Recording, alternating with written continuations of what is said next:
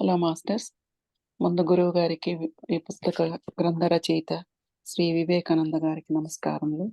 అలాగే అందరు మాస్టర్స్కి, డివైన్ మాస్టర్స్కి అందరికీ నమస్కారములండి. ఇది బుక్ శివోహం. ఇది 2వ మహామంత్రం అండి. ఆది శంకరాచార్యులు గారు చెప్పిన 4 మహామంత్రాల్లో ఈ 2వ మహామంత్రం తత్వమసి అండి. ఏ రీతిగా అయితే నీవు ఒక మహాదైవంగా భాసిల్లుతున్నావో, నీతో పాటు జీవిస్తున్న యావన్మంది నీతో పాటు సమానమైన దైవాలేనని గుర్తెరుగు. సర్వులూ దైవాలే. అందరిలో ఆ దివ్యత్వం సమపాళ్లలోనే ఉపస్థితమై ఉన్నది. ఎవ్వరూ ఎవరికన్నా ఎక్కువ కాదు, తక్కువ కాదు. ఈ సమదర్శనాన్నే ఈ మంత్రం ద్వారా ఋషి పుంగవుల సముదాయం మానవ సంతతికి ఉపదేశించారు. మనందరం ఒకరికి ఒకరం ఎప్పుడూ ఎప్పటికీ ఆధ్యాత్మిక సహోదరులమేనని, సహదేవుళ్ళమేనని, సహస్వర్గవాసులమేనని, అందరిలో దివ్యత్వం సమతుల్యంగానే భాసిల్లుతున్నదని ఉపదేశించి, ఒక దేవదేవుడి యొక్క మహిమాన్వితమైన దృక్కోణాన్ని ఆవిష్కరించారు. చూశారా? వైదికం యొక్క వైభవం ఎంత వైభవోపేతంగా ఉన్నదో. ఇక తృతీయ మహామంత్రం అయం ఆత్మ బ్రహ్మ. అంటే ఆ ఆత్మ కూడా దైవమే. అంటే నాలోని అంతర్లీనంగా భాసిల్లుతున్న, ఆత్మగా పిలువబడుతున్న అంతరాదిత్యుడు కూడా దైవమే. అంటే నా 4వ చైతన్య స్థితికి ప్రతీకాత్మకంగా ఉన్న శివునిగా పిలువబడుతున్న ఆ పరమ మహేశ్వర మూర్తి కూడా అద్భుతమైన దైవమే. ఇక చిట్ట చివరి 4వ మహామంత్రం ప్రజ్ఞానం బ్రహ్మ. అంటే జ్ఞానమే దైవం, ప్రజ్ఞే దైవం. అంటే దైవము, దివ్య జ్ఞానం రెండూ వేరువేరుగా లేవు. దైవమే దివ్య జ్ఞానం, దివ్య జ్ఞానమే దైవం. ఉదాహరణకి, ఒక వ్యక్తి నేను దైవాన్ని దర్శించాను, కానీ నాకు ఇంకా దివ్య జ్ఞానం తెలియదు అని భావిస్తుంటే ఆ భావన సత్యదూరమే. సరిగ్గా అదే రీతిలో మరో వ్యక్తి నేను దివ్య జ్ఞానాన్నంతా అనుష్ఠానం చేసుకున్నాను, కానీ ఇంకా దైవాన్ని దర్శించలేదు అని భావిస్తుంటే అది కూడా అసత్యమే. ఎందుకంటే దైవం, దివ్య జ్ఞానం రెండూ వేరువేరుగా లేనే లేవు కనుక. జీవాత్మ, ఆత్మ, పరమాత్మ ఈ మూడింటిని వాటి వాటి ప్రత్యేకతల్లో కొనసాగనిస్తూ ఒక దానిని మరొక దానితో అనుసంధానం చేయగలిగే మంగళ సూత్రమే జ్ఞానం, ప్రజ్ఞ. అందుకే మరి ప్రజ్ఞానం బ్రహ్మ అని వేదవాజ్మయం వచించి ప్రవచించింది. పైన చెప్పబడిన 4 మహావాక్యాలని కూలంకుషంగా అధ్యయనం చేస్తే దైవం మానవుడికి అన్యంగా లేనే లేదని, సాక్షాత్తు ఆ దైవం స్వయంగా మీరేనని తేటతెల్లమైపోతుంది. సరిగ్గా ఋషి పుంగవుల యొక్క ఈ గంభీరమైన దర్శనమే అద్వైతం. కొన్ని వేల సంవత్సరాల క్రితం ఋషి పుంగవులు తమ మానవ మేధస్సుతో ఎంతగా పరిశీలించి, పరిశోధించి, పరిశ్రమించిన సత్యాన్ని దర్శించటంలో విఫలమైపోయారు. ఆ తరువాతే మానవ మేధస్సుకి స్వస్తి పలికి అంతర్ముఖులై అంతర్మదనాన్ని గావించి ఈ గంభీరమైన దర్శనాన్ని దర్శించి ఆవిష్కరించారు. అద్వైత సుగంధాలను దశ దిశలా వ్యాపింపచేశారు. దైవికంగా లభించిన ఈ వైదికాన్ని విశ్వవ్యాప్తంగా విస్తరించారు. కానీ కాలక్రమంలో అంతరార్థాలు లుప్తమై అపార్థాలు రాజ్యమేలుతున్న తరుణంలో అద్వితీయ అద్వైత ఆధ్యాత్మిక తేజోమయ దివ్యకాంత కిరణాలని పునఃప్రసరణ చేయటానికి అవతరించిన మహానీయుడే ఆదిగురువైన శంకరాచార్యులు. ఇక ఇప్పుడు మనం శ్రీ శంకరాచార్యుల వారి ముఖార విందం నుండి జాలువారిన నిర్వాణ షట్కంలోని తొలి శ్లోకాన్ని మన మస్తకంలో అనుష్ఠానం చేసుకునే ప్రయత్నం చేద్దాం. ఇది ఒక శ్లోకం అండి. మనోబుద్ధ్యహంకార చిత్తాని నాహం నచ స్తోత్ర జిహ్వేన చ గ్రాణ నేత్రే నచ వ్యోమ భూమిర్న తేజోన వాయుః చిదానంద రూపః శివోహం శివోహం. మహావాక్యాలుగా పిలువబడుతున్న వేదవాన్మయం ద్వారా ఇప్పటికే మనం సత్యాన్ని తెలుసుకున్నాం కదా. ఆ సత్యమే ఆదిగురువైన శంకరాచార్యుల వారి ఆధ్యాత్మిక భావుకత. ఆ ఆధ్యాత్మిక భావుకతని శివోహం అన్న శబ్ద తరంగపు బావుటాగా ఎగురవేసి సింహగర్జన చేశారు. ఆ యువ కిషోరం శివోహం శివోహం శివోహం అని దిక్కులు పిక్కటిల్లేలా సింహగర్జన చేసి తిరిగి ఆధ్యాత్మిక దివ్యకాంతి కిరణాలని దశ దిశలా వ్యాపింపచేశారు. శివ అంటే దైవం, అహం అంటే నేనే, శివోహం అంటే సాక్షాత్తు ఆ దైవాన్ని స్వయంగా నేనే. నిర్వాణ షట్కంలోని ప్రథమ శ్లోకం ద్వారా ఏ నేనైతే నేనై ఉన్నానో ఆ నేనని తెలియచెప్పి, నేను కానటువంటి నేనుని నేను కాదని తెలియచెప్పే అహంకార మమకారాల సంస్కరణ విజ్ఞానికి నాంది పలికారు. అంత మహిమాన్వితమైన దేవదేవుళ్ళమే అయిన మనం మన దివ్య స్పృహని కోల్పోవటానికి ప్రథమ కారణం మనం ధరిస్తున్న దేహంగా తాదాత్మ్యం చెందటమే. ఆ తొలి అపోహే అజ్ఞాన శిఖరమై ఆధ్యాత్మిక అవరోధంగా మారిపోయింది.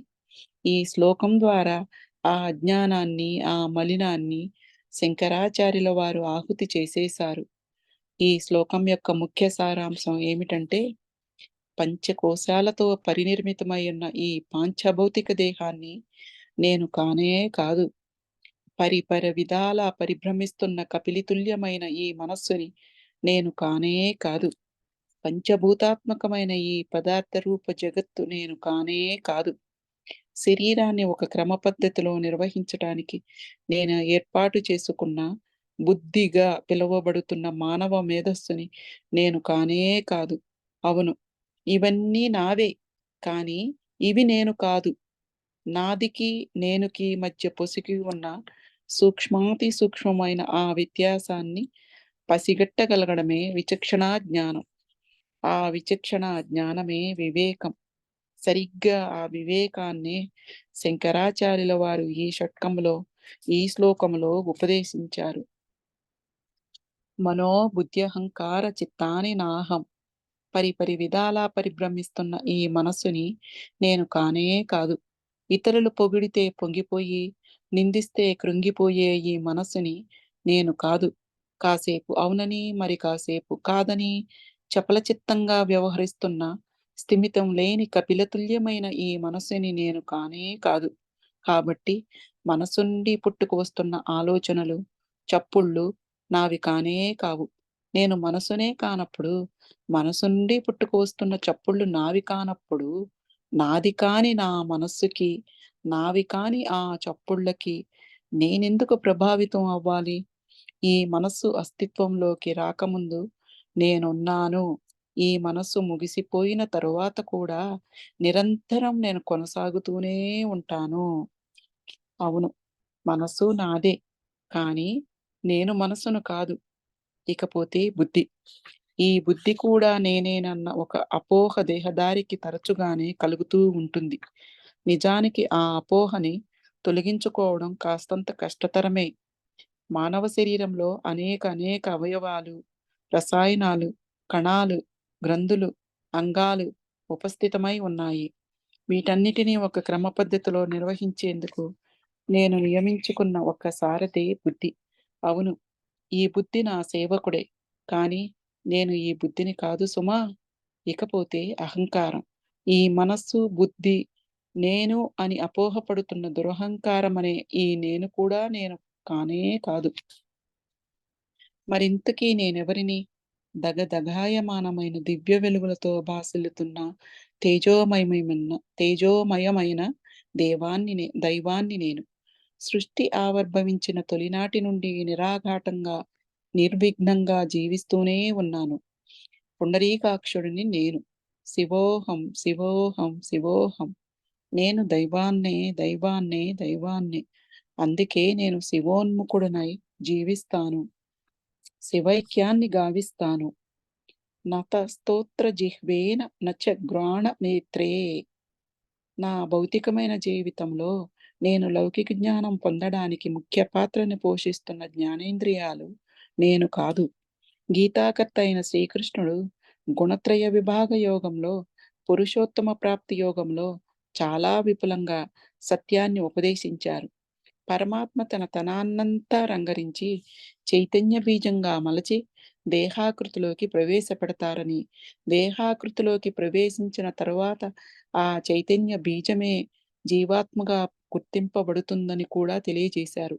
ఇలా జీవాత్మ పరమాత్మ యొక్క ప్రతినిధిగా, ప్రతిబింబంగా, ప్రతిధ్వనిగా ఆవిర్భవిస్తుందని, పిమ్మట జీవాత్మ ప్రకృతి నుండి మనస్సుని, ఇంద్రియాలని తన వైపు ఆకర్షిస్తుందని కూడా ఉపదేశించారు. కాబట్టి దేహంలో అంతర్భాగంగా కొనసాగుతున్న జ్ఞానేంద్రియాలు కేవలం దృశ్యమాన జగత్తులో జరుగుతున్న సంఘటనల యొక్క సమాచారాన్ని ఆత్మకి అందివ్వడం కోసం ఆత్మ ఏర్పాటు చేసుకున్న ఉపకరణాలే అని అర్థం చేసుకోగలగాలి. దృశ్యమాన జగత్తులోని సుగంధాలని ఆఘ్రాణించడానికి ఏర్పాటు చేయబడిన ఆఘ్రాణేంద్రియం, దృశ్య కావ్యాలని దర్శించడానికి ఏర్పాటు చేయబడిన నయనేంద్రియాలు, శబ్ద తరంగాలని శ్రవణం చేయడానికి ఏర్పాటు చేయబడిన శ్రవణేంద్రియాలు, స్పర్శించి అనుభూతి చెందడానికి ఏర్పాటు చేయబడిన శరీరంగా పిలువబడుతున్న స్పర్శేంద్రియం, అనేక రుచులను ఆస్వాదించడానికి ఏర్పాటు చేయబడిన జిహ్వేంద్రియం, ఈ జ్ఞానేంద్రియాలన్నీ పదార్థ నిర్మిత శరీరంలో అంతర్భాగమే. నేను ఈ శరీరాన్నే కాదు అని అర్థం చేసుకోమని ఈ సందర్భంగా వేదవ్యాసుడు పునరుద్ఘాటిస్తున్నారు. ఇంకా మనం డిస్కస్ చేద్దామండి, లేకపోతే కంటిన్యూ చేయమంటారండి? చాలా ఉంది కదా.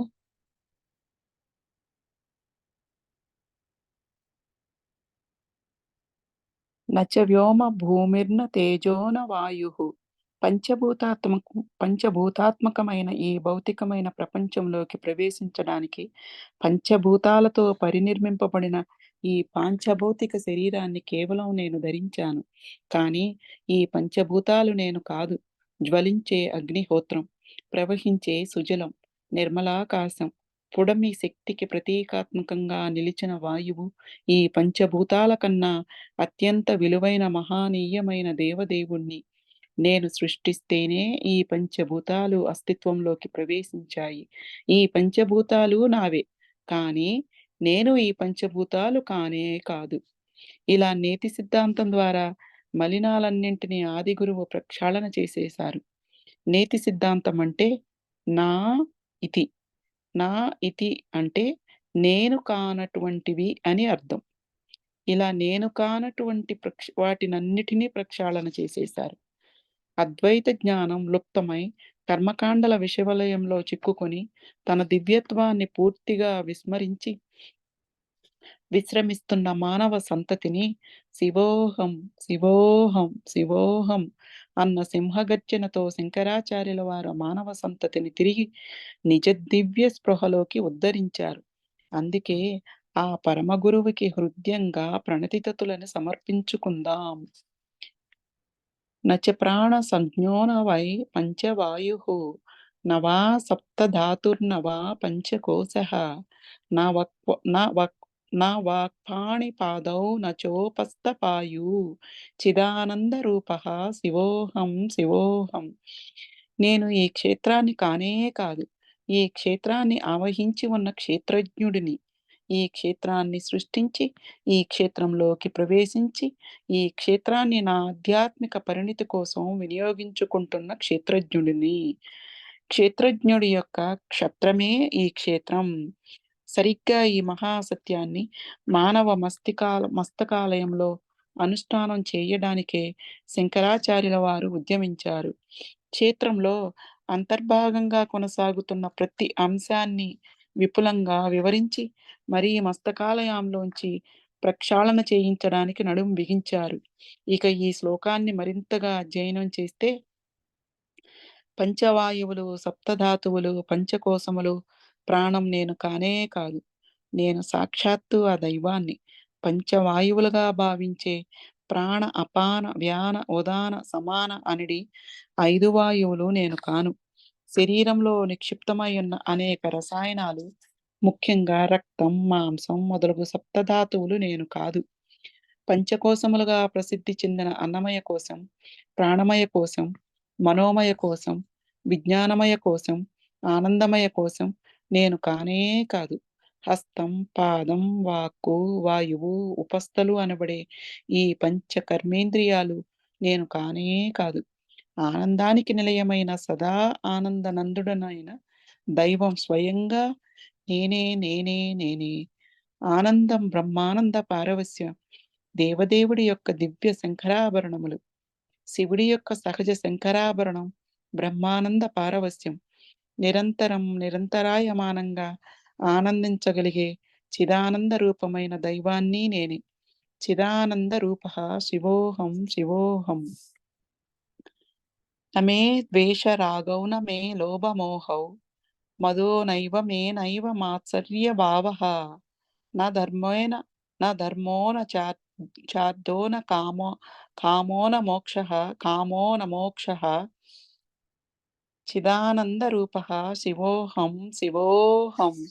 దేవదేవుడినే అయి ఉన్న నేను, విశ్వాన్ని విరించినే అయి ఉన్న నేను, విశ్వమంతా వ్యాపించిన విశ్వంభరుడినే అయి ఉన్న నేను, ప్రకాశానికి ప్రకాశాన్ని ప్రసాదించిన ప్రకాశ ప్రసార ప్రదాతనైన విరాట్ స్వరూపాన్ని అయి ఉన్న నేను, జన్మతహగానే విద్వత్తుని కలిగి ఉన్న విద్వన్మణినే అయి ఉన్న నేను, విధిని విధించగలిగిన విధాతనే అయి ఉన్న నేను, నేను సృష్టించిన ఈ పదార్థ రూప జగత్తుని స్వయంగా నేను అనుభవించడానికి శోణిత శుక్ర కణాల సంగమాన్ని ఆశ్రయించి పంచకోశాలతో పరినిర్మితమై ఉన్న ఈ పాంచభౌతిక దేహాలయంలోకి ప్రవేశించి నేను సృష్టించిన ఈ పదార్థ రూప జగత్తుని స్వయంగా నేనే అనుభవించనారంభించాను. అంతటి భాగవతోత్తముడనే అయి ఉన్న నాకు ఒక అంశం మీదో ఒక వ్యక్తి మీదో ప్రత్యేకించి రాగమో ద్వేషమో ఎలా ఉంటాయి? ఎందుకుంటాయి? కాబట్టి ఈ రాగద్వేషాలు ప్రస్తుతం నేను పోషిస్తున్న పాత్రవే తప్ప నా సహజత్వం కానే కాదు. ఎందుకంటే దైవాన్నే అయి ఉన్న నేను విశ్వవ్యాప్తమై అలరారుతున్నాను కదా! అన్ని క్షేత్రములలో ఉన్నది ఈ క్షేత్రజ్ఞుడే కదా! సర్వము నాలోనే విరాజిల్లుతున్నది కదా! సర్వములో ఉపస్థితమై ఉన్నది నేనే కదా! సర్వస్వాన్ని సృష్టించింది సైతం నేనే కదా! మరలాంటప్పుడు నేను ప్రత్యేకించి ఎవరి మీద రాగాన్నొలికించాలి? ఎవరి మీద ద్వేషాన్ని కనపరచాలి? నేను ఈ రాగద్వేషాలకి అతీతుడిని. లోభం.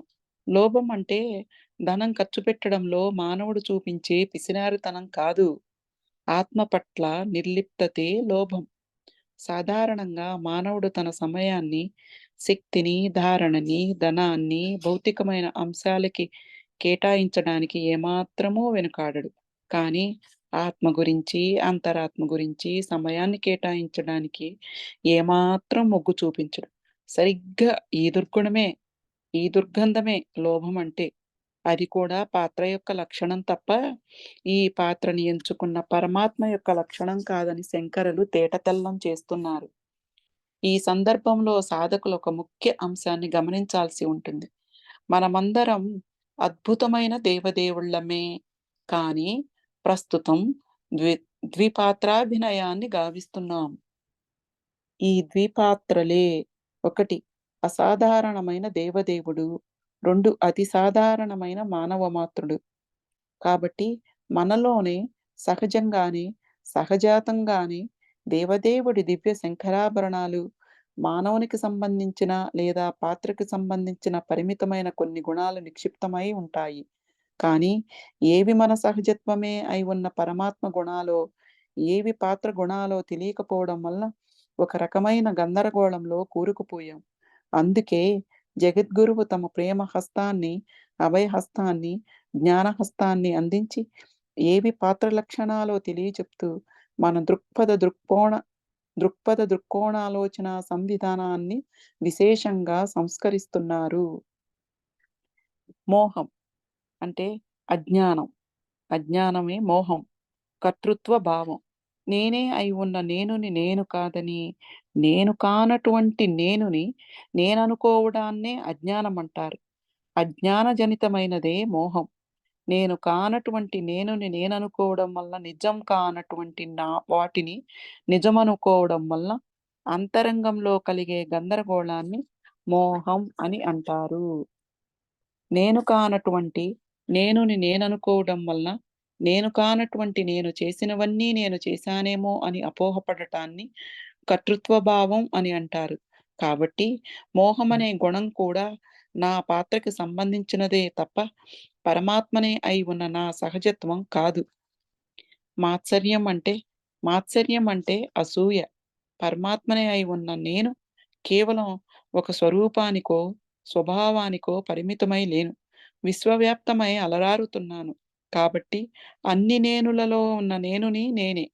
మరలాంటప్పుడు నాకు ఈర్ష్య లేశమాత్రం కూడా ఉండదు కదా! కాబట్టి నాలోంచి పుట్టుకు వస్తున్న ఈ అసూయ నా పాత్ర లక్షణమే కాని, నా పరమాత్మ లక్షణం కాదు. అసూయ పాత్ర లక్షణం. అనసూయ పర్ అనసు అసూయ పాత్ర యొక్క లక్షణం. అనసూయ పరమాత్మ లక్షణం. నా ధర్మో న చార్థో న కామో న మోక్షః. ధర్మం శివోహం, శివోహం, శివోహం. సాక్షాత్తు ఆ దైవాన్ని స్వయంగా నేనే, నేనే, నేనే. దైవాన్ని శాసించగలిగే శాసనమెక్కడున్నది? దైవాన్ని నిర్బంధించగలిగే ధర్మం ఎక్కడున్నది? ధర్మానికే ధర్మాన్ని ప్రసాదించిన వాడిని నేను. దైవం యొక్క దశని, దిశని నిర్దేశించే ధర్మమంటూ ప్రత్యేకించి ఏమీ లేదు. అవును, దైవాన్ని అయి ఉన్న నేను ధర్మానికి సైతం అతీతుడిని. దైవంగా నేను శ్వాసించే శ్వాసలో స్వేచ్ఛా సౌరభాలు తప్ప ఎలాంటి శృంఖలాలు ఉండే ప్రసక్తే లేదు. స్వేచ్ఛే స్వ ఇచ్ఛ. పరమాత్ముడినే అయి ఉన్న నేను వాంఛించిన ప్రతి వాంఛ తత్క్షణమే నెరవేర్చబడుతుంది. మరలాంటప్పుడు ప్రత్యేకించి నన్ను ప్రభావితం చేయగలిగే కోరిక ఎక్కడుంటుంది? పరమేశ్వరుడినే అయి ఉన్న నేను ఈ కామానికి సైతం అతీతుడిని. ఇక మోక్షం విషయానికొస్తే, మోక్షం అంటే మోహం క్షయమైపోవడం. అసలు మోహమే లేని నాకు మోక్షం ఎలా ఉంటుంది? భాగవతోత్తముడినే అయిన నాకు మోహం, మోక్షం రెండూ వర్తించనే వర్తించవు. ఆనందం నా శ్వాస, ఆనందం నా స్వరూపం, ఆనందం నా స్వభావం. నిరంతరాయమానంగా సాగే నా ఆధ్యాత్మిక ఆమెతే ఆనందం. నా దివ్య వైభవం యొక్క సహజ సుగంధమే ఆనందం. అందుకే ఆనంద పారవస్యంలో, బ్రహ్మానంద పారవస్యంలో, పరమశాంతిలో రసవత్తరంగా, రమ్య మాధుర్యంగా రసాస్వాదనం చేస్తూనే ఉంటాను. తేజోమయమైన దైవాన్ని నేను, దైవాన్ని నేను, దైవాన్ని నేను. ఓ పరమాత్మ, తండ్రి, నా జీవన ప్రదాత, ఈ క్షణం నుండి ఊహ నీదే, ఊసు నీదే, ఊపిరి నీదే. నిజానికి నీది కానిది ఏమున్నది నాలో అన్న చందంగా మీ భావుకత ఉండాలి. ఇదే, ఇదే, ఇదే వివేకామృతం. ఇంకో చాప్టర్ నెక్స్ట్ రేపు చదువుకుందాం.